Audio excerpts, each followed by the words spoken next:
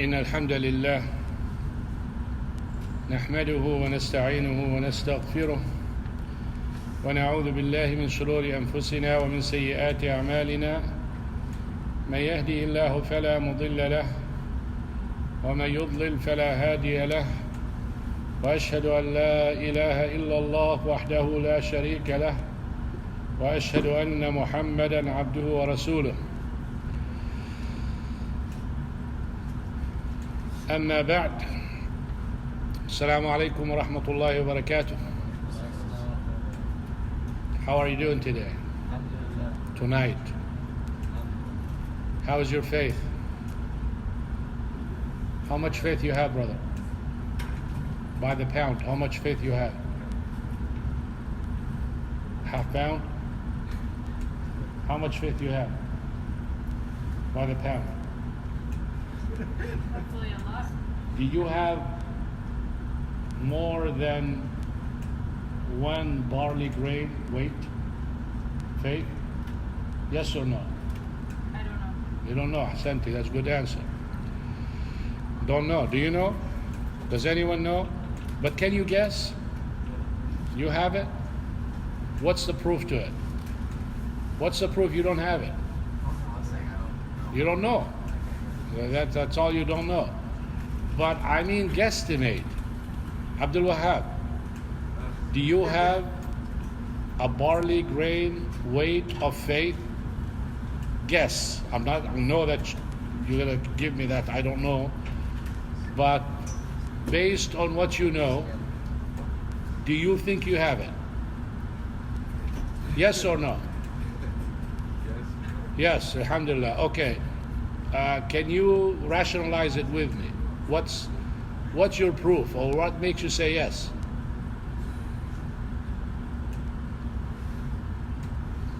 Pray.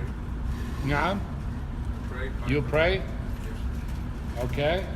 They all pray. You all pray. Brother, you don't pray. No, I pray. You pray, but not 5 times a day. No, 5 times a day. No way. Saturday, Oh, yeah. off days, Oh, yeah. when you have a course in UTA, Oh, yeah. at work, Yeah. morning, without someone waking you up. Aha. MashaAllah, this is good.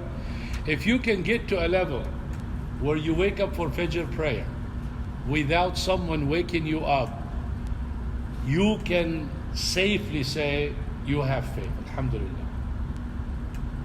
But the real criteria that tells you how much faith you have is our topic. We will find out, inshallah. But before that, I want to talk about you. You as a person, you're made of 3 components: body, brain, and spirit. Body, brain, and spirit. Body, it needs its needs. You need to eat, you need to drink, you need to exercise, you need certain things to keep it. You have to take care of it. The brain needs what? Reading, thinking. It's a must. If you don't, then the brain will have a problem. Spirit, it needs what? Rest, serenity, peace. And you cannot get that but from religion. So you can take care of your body and you can take care of your brain. You can be as smart as any inventor, anyone who discovered whatever. And you can be as healthy and as wealthy as you want. Spirit-wise, if you don't connect with Allah subhanahu wa ta'ala, you'll never take care of it. And you will never be happy. The happiness that counts. Yes, you can smile and you can feel good. And that's why those who are not connected with Allah subhanahu wa ta'ala, you see them focusing on material things. How? You buy a nice car. Is it really because you like the nice car or because you want to show off? It's because you want to show off. Because that's the only way you feel happy. When people compliment you. Because if you buy a car and no one compliments you, you get rid of it. And if you wear clothes and no one looks at you and say, oh cool, what is this? What kind of brand? What did you get? How much you pay? You will not use it. So your clothes, your car, your house, everything is based on what people think of you. And that's how you build your happiness. And if you don't have it, then you're gonna go down. So it's a competition that will never stop. Without Allah subhanahu wa ta'ala, you will continue, because your car over time, khalas, people who complimented you. And people who know you got used to it. Now, when the new one comes, you go for the new one. And the same thing with your phone. And the same thing with your shoes. And the same thing with everything in your life. Those people who go after material thing, they are lacking spiritual connection. I can swear on it. Impossible you'll be connected to Allah subhanahu wa ta'ala and you go so much after this. You'll have an exception. But usually when you are in need for spiritual comfort, you go for this material, because that's the thing available. And the only way you can get that peace and serenity if you connect to something outside material, above material. Allah subhanahu wa ta'ala. So happiness comes from that, real happiness. Fake happiness comes from people. When someone compliments you, you feel good. It's okay, I can be with faith, and I feel good when someone compliments you, but I'm not looking for it. It's not really what made me the real happy. I'm happy already. This one increases my happiness. This is like, I help you. It's for the sake of Allah subhanahu wa ta'ala. I'm not looking for you to thank me. So I'm happy for the fact that I helped you and I pleased Allah subhanahu wa ta'ala. But if you tell me thank you and you appreciate it, it makes me more happy, even though I'm not asking for it. But the person who's disconnected with Allah subhanahu wa ta'ala, thank you is what they look for. Thank you is their goal. That's why if you don't say thank you, what do? They don't do it anymore. A spiritual person who is connected, you thank or you don't thank. Whenever I see you in need, I help. And that is it. So faith is something that you all need, but the most important one is the faith that you get for your heart. If you have the happiness there, then the body and the brain will go along with it and you will be more happy with that. Tayyib. What kind of life are we living now? Estrangement. Religion is strange to many people. When you come and you tell them such and such is haram, they go, really? So and so does it. Everybody does it. Why is it haram? What's wrong with it? But I think. So you will try to justify it. You will try to reason it. If it doesn't work with your brain, then you'll reject it. You don't care if it's in the Quran or in the Sunnah. The majority of the people want to reason it. Why? It's not because they're looking for the truth. It's because they worship their desires. They want to do what they want to do. And worship is what Allah subhanahu wa ta'ala wants to do, not what you want to do. That's the difference. So we talked about the pillars of Iman, all of them. Believing in Allah subhanahu wa ta'ala, believing in the angels, believing in the prophets, believing in the books, believing in the day of judgment, and believing in Qadr. And the most difficult one is believing in Al-Qadr. But it's actually the most easy one if you successfully believed in the first five. In particular, number one, if you really believe in Allah subhanahu wa ta'ala, being Tawheed al-Rububiyyah, the creator, the sustainer, the provider, the one who gives life and death, and the ruler, and believe in Tawheed al-Uluhiyyah, your praying, your fasting, your dua, your good deeds, only for Allah subhanahu wa ta'ala. And Tawheed al-Asma' wa Sifat, names and attributes are perfect, they all belong to Allah subhanahu wa ta'ala because He's perfect. By the way, I have good news for the sisters and the brothers, but mainly for the sisters.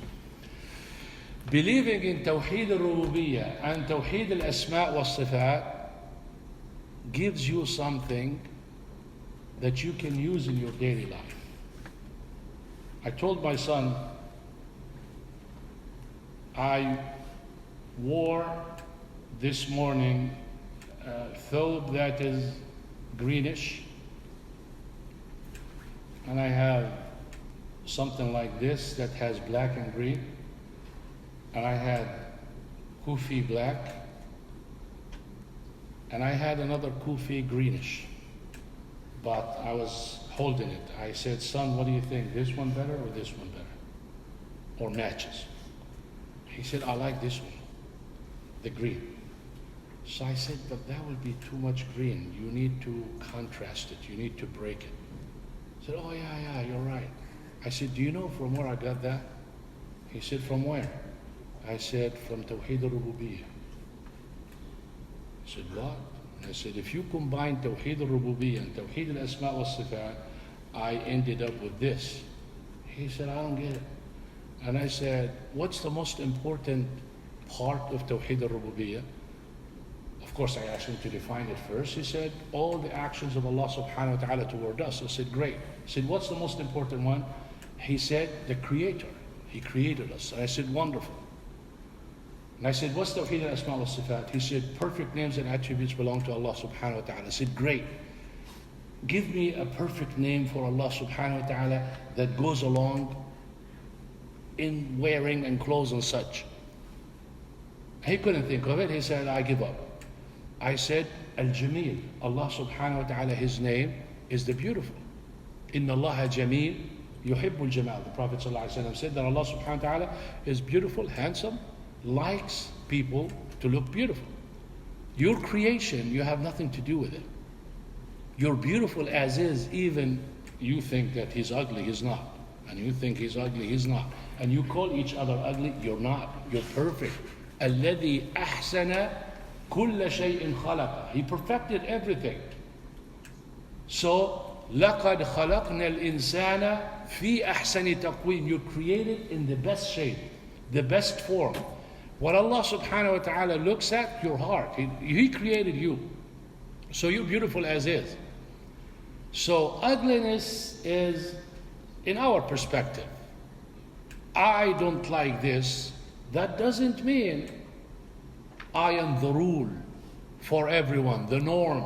Hassan doesn't like this, that means it's not good. No.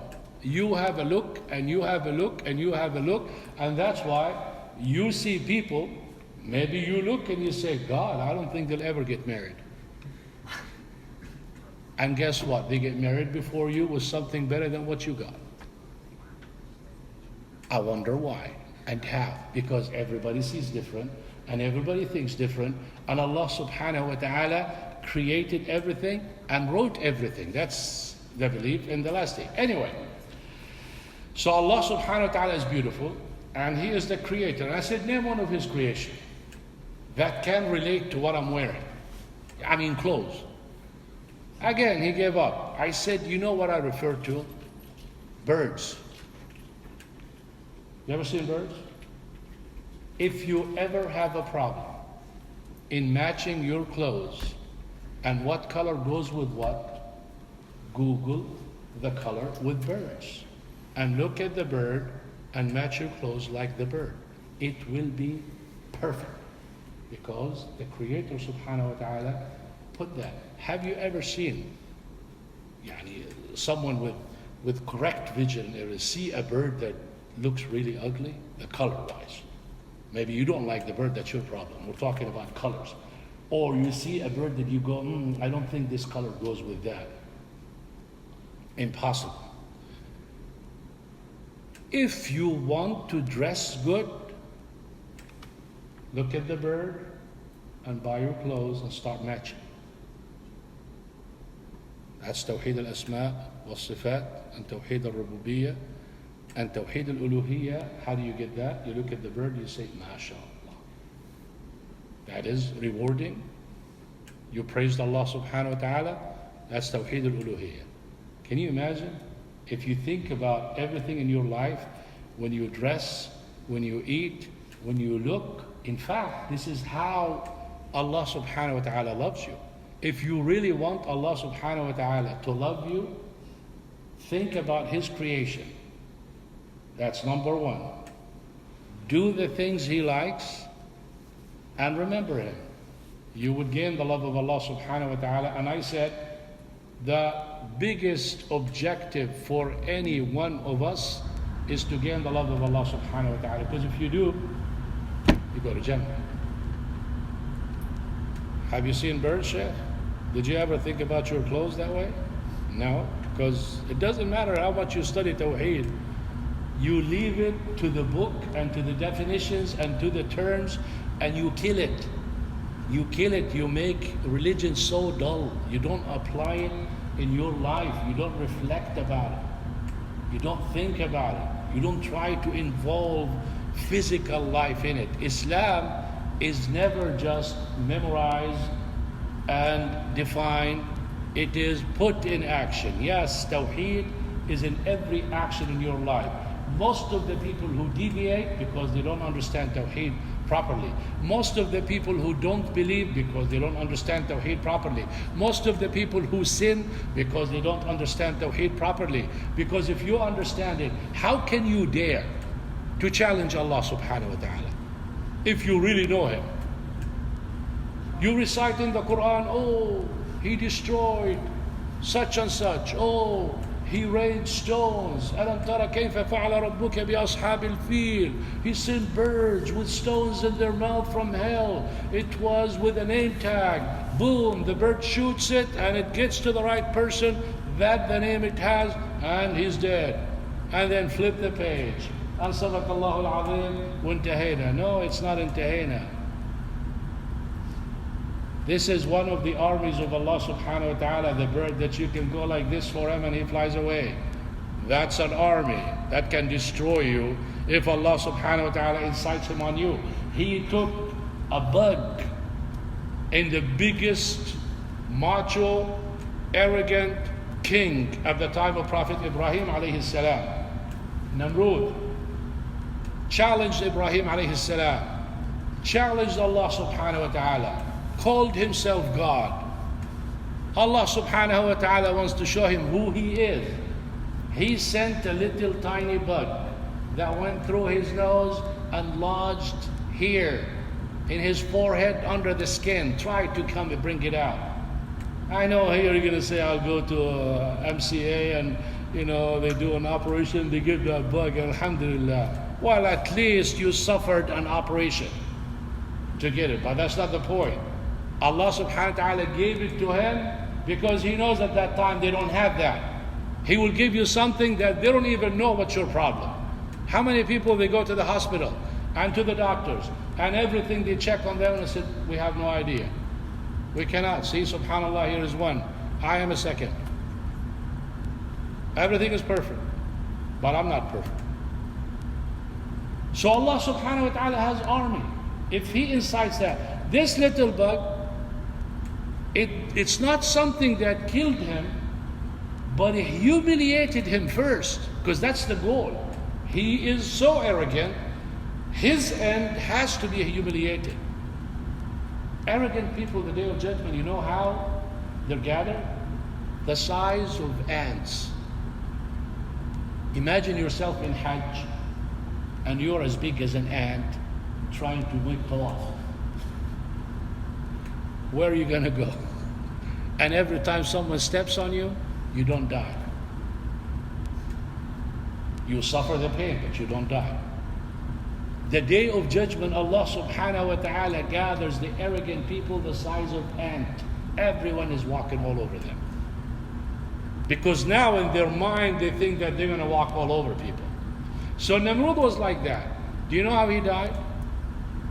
You know how he used to comfort himself? His slave used to take a pair of shoes and beat his forehead with it. So he calms that bug down when it's moving and he cannot do anything about it. Imagine how low for someone to beat you up with a shoe on the most noble part of your face. And then she felt, or he felt so sad for him when he's asleep, took a sword and aimed where the bug is, and boom. Of course, his aim is to kill the bug, but he split his head to 2 parts. He killed the bug. Did he kill it? No. You know what happened to it, Sheikh? He cut her wing, one wing. Now the birdie bird is not a bird, the buggy bug cannot fly. Or it flies, but not properly. So she complained to Allah subhanahu wa ta'ala, "Oh Allah, you're the one who created me. This is my sustenance. I was eating, minding my own business. This person hit me, cut my wing. I don't have a wing." Allah subhanahu wa ta'ala said, "How about if I give you this whole world for your wing?" She said, "Whole world for my wing? What am I going to do with the world without my wing? No, I want my wing." And that's why the Prophet ﷺ said, if this world equals to a wing of a mosquito, Allah subhanahu wa ta'ala will not give a disbeliever a drink of water. But because this world is nothing to Allah subhanahu wa ta'ala, He gives it to the Muslim and to the non-Muslim and to the obedient and disobedient. So this is an army of Allah subhanahu wa ta'ala. That's why in Surah Al-Muddathir Allah subhanahu wa ta'ala said, وَمَا يَعْلَمُ جُنُودَ رَبِّكَ إِلَّا هُ. No one knows the army of Allah subhanahu wa ta'ala but Him. So don't think just of army, oh, He's going to send a soldier, you're going to have a war, you're going to have aeroplanes and bombs and all of that. Habibi, in the battle of Al-Khandaq, the trench, all the disbelievers united. All of them, from A to Z, those who believe in Allah and those who don't, those who are religious and those who are not, those who are bad Muslims and those, everyone united. And how Allah subhanahu wa ta'ala made the believers win the war? Win. They have their camps and they have their food and they have their pots and everything. A simple tornado flipped everything over. What are they going to do? Let's get out of here. They withdrew and went back home. And the Muslims are sitting there, did not even fight or hit or do anything. So if you are understanding the Tawheed and you know the power of Allah subhanahu wa ta'ala, you will not challenge Him. That's why it amazes me when I see someone doing a disobedience and they do a video of themselves and they go and they say, "Don't judge me. I hold a bottle of alcohol. Don't judge me." Haram is obvious. Judge what? If you are doing something haram and I can see it with my eyes, what is judging in there? That's why our topic is Iman. Because they're going to tell you, mashallah, she's a bad person. She might does this and he might does that, but their heart is clean. Oh, mashallah, you opened the heart and you looked at it. No blood gushed at you. You saw that cleanliness of the heart, clean as a whistle, mashallah. How do you know the heart is clean? For me, don't judge. For you, it's okay to say the heart is clean. Who cares about your heart? Who? Allah subhanahu wa ta'ala. I don't care about it. Ask me why. because it doesn't benefit me. I don't know what's in there. I cannot benefit from it. I benefit from you, from your actions, from your behavior, from your tongue, from your help, that's what I judge you by. But all this goodness comes from your heart. So if you're good outside, you're good inside. And if you are showing something wrong and telling me don't judge me, you judged yourself. Bad comes from bad. If you have bad in the heart, don't tell me someone is wonderful in his heart and he would be talking and cussing every other word. I know you're going to find someone, oh, he cusses a lot, but he's a cool guy. He's really good, mashallah. How can he be? How can you be good when filth comes out of your mouth? This is like looking in the trash can, filth in them, and said, oh, it's clean. It's trash. So faith is in the heart. And only Allah subhanahu wa ta'ala looks at that. But it brings fruit. That's how some people deviated when it comes to faith. Some of them said, as long as you believe, you go to heaven. Fir'aun believed. Allah subhanahu wa ta'ala said, وَجَحَدُوا بِهَا وَاسْتَيْقَنَتْهَا أَنفُسُهُمْ. They denied the message from Prophet Musa alayhi salam, but they believed in it in their heart. Abu Talib, the uncle of the Prophet sallallahu alaihi wasallam, believed. And he's in hell. He told the Prophet sallallahu alaihi wasallam, I know the message that you have is true, but I'm worried about my people and what they're going to think about me. So he did not say La ilaha illallah. He said sallallahu alaihi wasallam, he's in hell. So believing without action, as good as it's a lie. You cannot really believe and not act. And if you do, still, unless you're afraid, you're scared, you believe, but if someone sees you do something, they kill you. Then you do your best under the cover, you do the service. That's an exception. But this is a deviant one. You don't have to act. Faith is in the heart. That's deviation because it has to have fruit. And the other deviation, they say, if you have believed little thing, there is no such a thing as big hasanat and small hasanat and big sin and small sin. All sin is sin. I said, that's even logic rejects it. You mean to tell me slapping him is like punching him? Punching him is like breaking his head? Breaking his head is like killing him? It's not. The law punishes differently. Stealing $1 is like stealing $1 million. It's not. So faith, small and big. And it increases with good deed and decreases with bad deed. So now your faith is better than when you came, for sure. Because you're in the masjid, because you're listening to a lecture, your faith goes up. That's why in Ramadan you see people doing so wonderful. You find them voluntarily coming to Taraweeh, and they're coming to Jama'ah, and they are donating, and they are listening to the lecture, mashallah. Why? Because their faith goes up. And by the end of Ramadan goes, it comes down until people hardly you see them in the masjid. Then next Ramadan it goes up. The same thing. Once you go down, read some Quran, listen to a lecture, go to the masjid, give some charity, do something good, your faith goes up.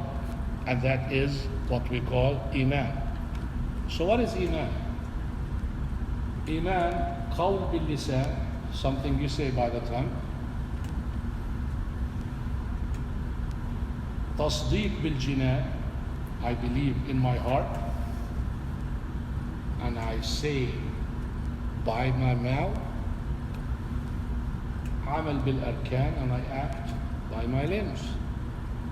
So I believe that Allah subhanahu wa ta'ala told me He likes people to talk good to people. So I'm always using my tongue with good words. He told me don't listen to backbiting. So my ears are not listening to backbiting. He told me to use my eyes and not look at haram, so I don't look at haram.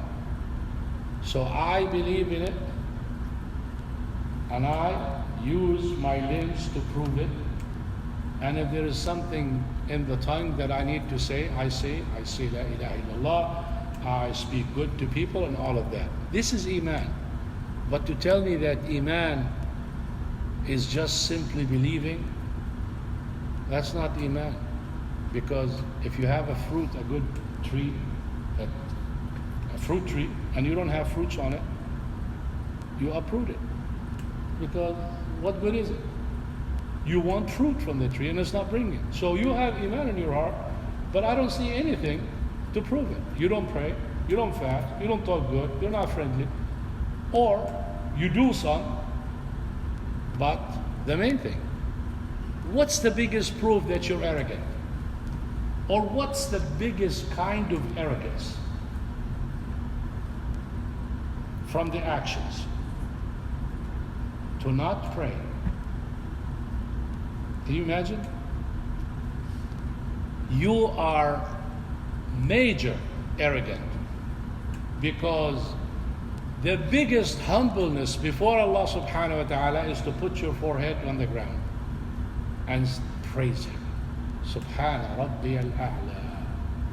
I praise you, O Allah. You're so high up there, and I am so low down here. Can you go lower than the ground? You can't. That's the lowest part. You can go and you put your forehead on the ground. You know, back home, when we used to fight, you guys fight? Don't fight? What a boring life. We fight, but fun fight in the school, break time. Teams, boxing, kicking, you name it. Of course, we don't cry like babies here. You stick, call 911. We play and we fight. And do you know, when we do that, one thing we do, we don't complain, and we show love. And what's our topic? Faith, right? Faith. How much faith you have? A lot. You believe in Allah subhanahu wa ta'ala. So if you fight with your Muslim brother for the purpose of strengthening yourself, is this haram? No. So when I used to fight, real fight, this is not friendly fight, not just me, everyone, the goal is to grab the person from his head and put his forehead and force it on the ground. This is how you humiliate a person. Humiliate a person. So man to man, when a person puts his head voluntarily before you, that is the absolute humiliation. But when you do it to Allah subhanahu wa ta'ala voluntarily, that is the absolute humility. And that is the highest you can be in the sight of Allah subhanahu wa ta'ala. Look at the difference. For people, humiliation. For Allah subhanahu wa ta'ala, highest rank.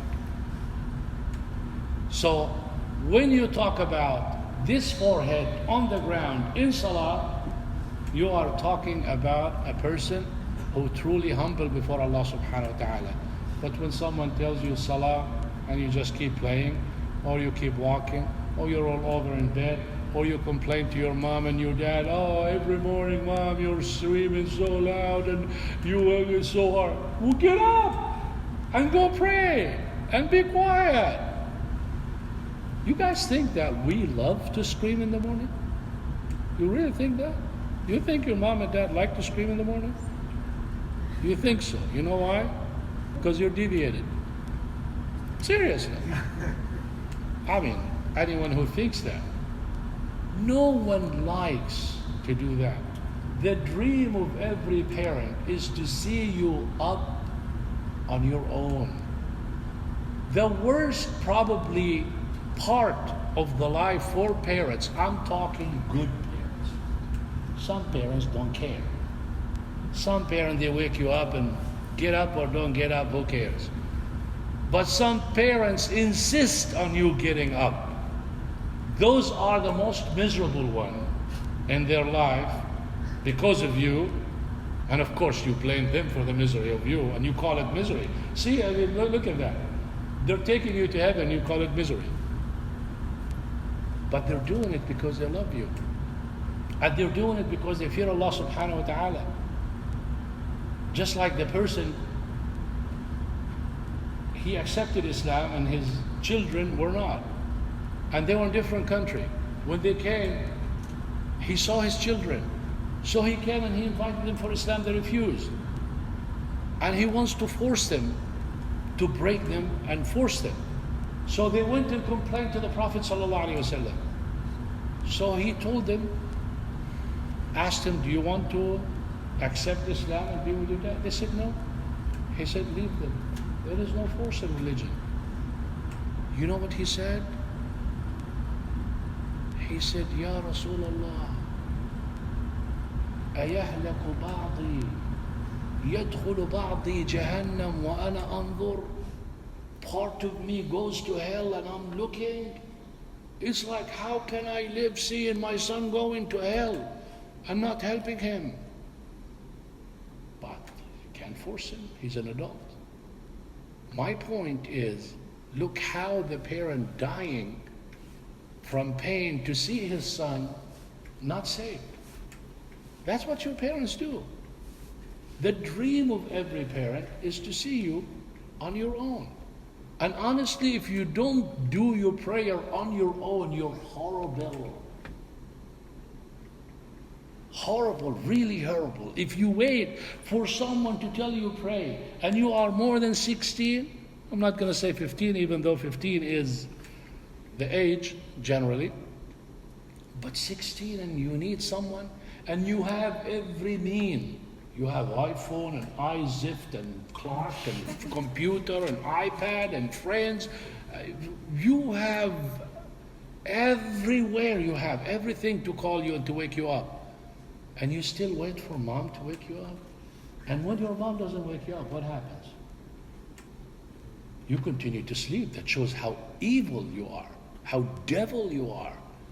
You never say, oh my God, my mom did not wake me up. At least the next day. Especially when your mom warns you, okay, khalas, I'm not going to wake you up anymore. You're old enough. And you know your mom is not going to fulfill that. She's going to wake you up. Well, one day she did not. Are you going to wake up the next day? Or are you going to say, Alhamdulillah, now I'm relieved. I don't have anyone to bother me.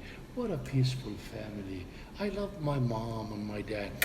Give kisses to mom and dad. Show her picture. Show the happiness in the family. What kind of... I don't know how people think. Yani you find people loving their parents because their parents don't care. And you see parents thinking, my son is so wonderful because this wonderful son of yours, because you're spoiling him with everything he wants, that's why he loves you. Wallah, tomorrow you're going to die and he's never going to remember you. It's a fact. This is not... That's Iman, that's faith. When you talk about faith, you need to think about it deep. It's a little bit more than just be good and have family and everything. You're gonna die. Die. We talked about death. Death. Somebody fainted the other day. And I said, wow, I want to go visit that person. Ask me why. I want to see if they saw angel of death. They fainted and they came back to life. I said, oh, what did you see? Oh, it was horrible. Did you see the angel of death? No. Why not? Because if you see the angel of death, that means there's no return. Once you see the angel of death, it's over. Your soul is here. You won't come back. You'll be dead. But I want to see, how is it then? When they come and say, oh, it was horrible and I don't remember. You don't remember exactly. But you probably think that they're so peaceful, lying down and they are sleeping and you are sitting and talking. They're in a coma, right? But we think that they're peaceful. We think they're happy. How do you know? How do you know? It might be the worst time of their life. And it might be the best time of their life. These are things ghaibi. But death, when death comes to you, it's over. You want to be happy, Sheikh? Think of death too much. Because death makes you work. And working, meaning you're close to Allah subhanahu wa ta'ala. And if you're close to Allah subhanahu wa ta'ala, you feel good. Look, Allah subhanahu wa ta'ala said, وَمَنْ أَعْرَضَ عَنْ ذِكْرِ. Anyone who turns just once, a person turns away from Allah subhanahu wa ta'ala, just wants to all of that. You turn away from Allah subhanahu wa ta'ala. What happens to you? Miserable life. And people insist on calling, and you tell them 10 times, my phone is either off or on silent. Leave a message. Think I want to put them on the speaker and say something in front of you? You like that? Or this is haram? Haram? Yes, no? Put them on the speaker without telling you? Yes, haram. Don't you ever speak to someone and put the person on speaker in front of other people without telling the person. It's not a joke. It's not a joke. If I know someone does it to me, I don't think I will be more angry in anything than that. Because the way I talk to him and I talk to you and I talk to you and to friends and to strangers and all that, different. And people judge these days. They hear some words, they hear something, my God. So don't put anyone on speakers. You have some people, they enjoy doing that. After you speak and you say, they tell you on the speaker. When they open the line, they put you on speaker. That's a disaster. I don't like to hear or listen to someone who's on the speaker without their permission. Listening. When someone does it in front of me and I say, please tell him he's on the speaker. Or I scream, I say on speaker. Yeah, because life, people respect the other people. So, alhamdulillah, I want to conclude with, before I give you an opportunity for a question for your faith. How much your faith, Sheikh? Is it more than a barley grain? Okay, a mustard seed. Have you ever seen a mustard seed? You saw it? Alhamdulillah. One person. Who saw a mustard seed? Wallah, alhamdulillah, mashallah. What prompted you to go there? You like it? Why did you see it? ارفع صوتك.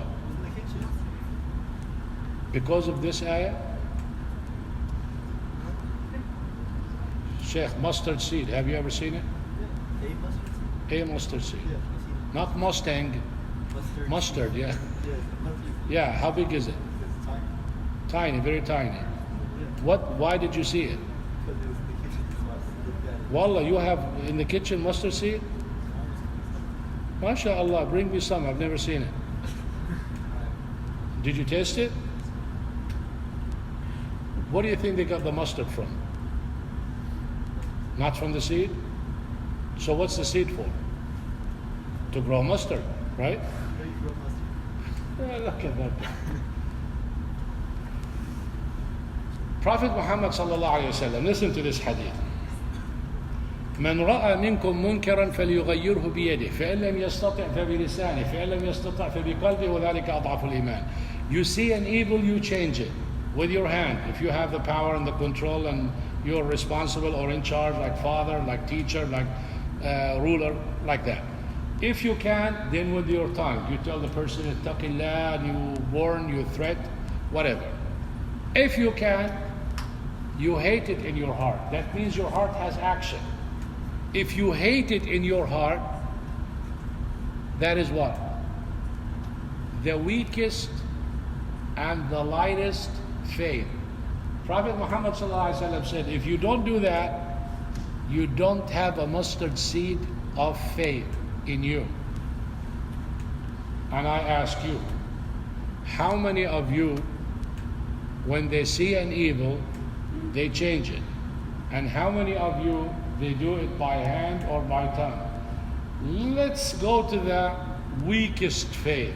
How many of you, when they see someone sinning, they hate it so bad in their heart, as bad as being thrown in fire, or as bad as becoming a kafir? You do that. Then that is the weakest faith. The weakest. I know you're so happy, you thought he was John Travolta or something. Weakest, can you imagine? And if you don't, he said, then you don't have the weight of mustard seed of faith in you. The majority of the people nowadays, they don't have that mustard seed of faith. You know why? Because not only they don't enjoy good and forbid evil, it doesn't bother them. When you see someone doing something wrong, it doesn't bother them.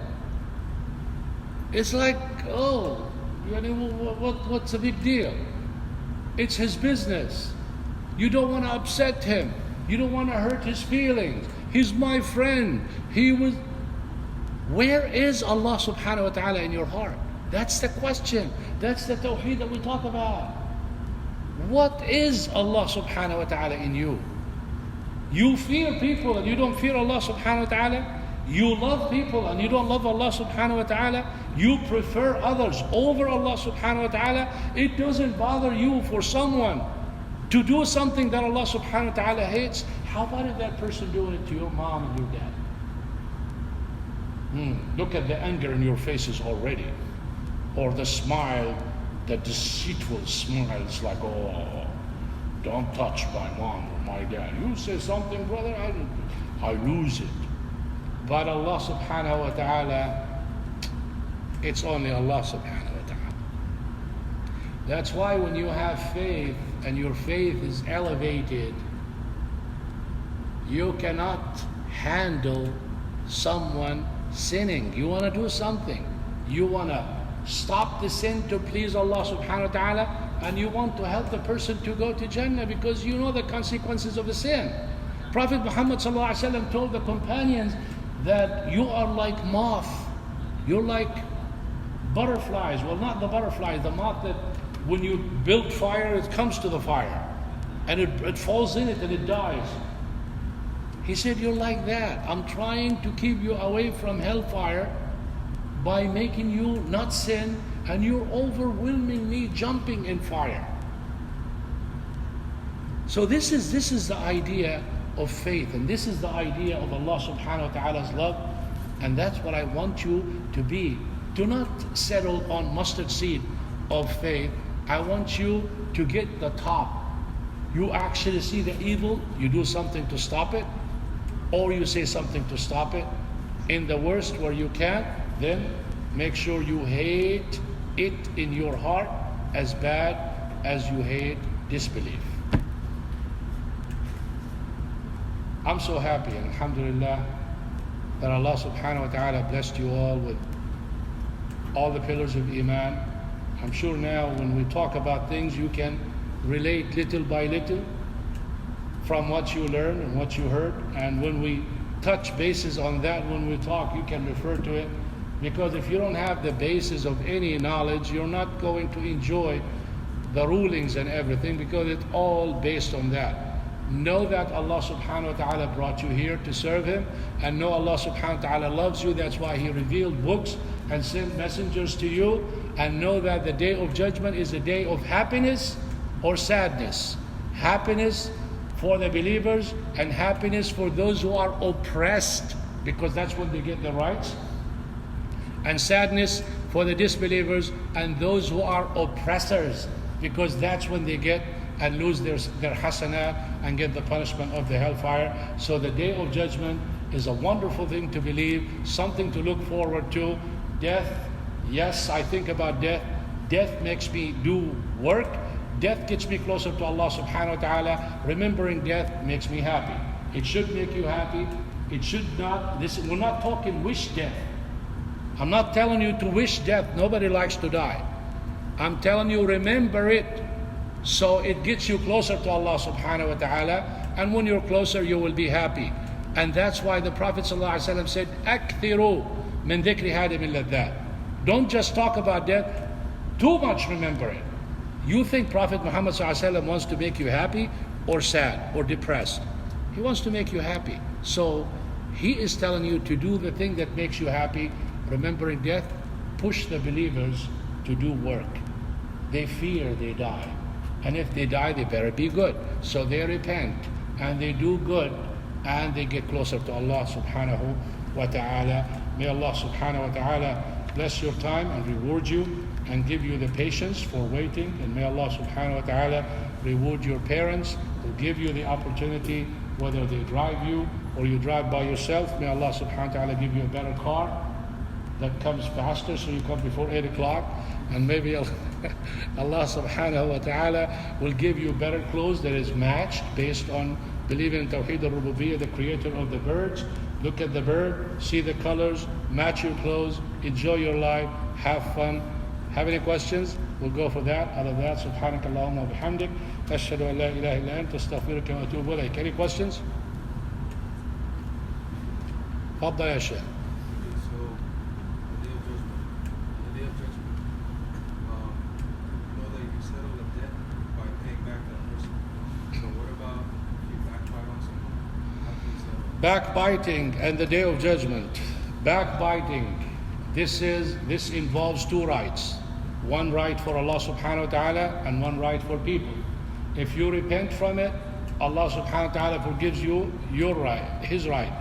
And then the right of the people. They have to forgive you or you're going to pay the day of judgment from your hasanat. And if the person is not, you don't want to tell him because it will make a problem, then you make dua for the person until you feel you paid him off for the backbite, or you give charity on their behalf. You do something equivalent to the backbiting.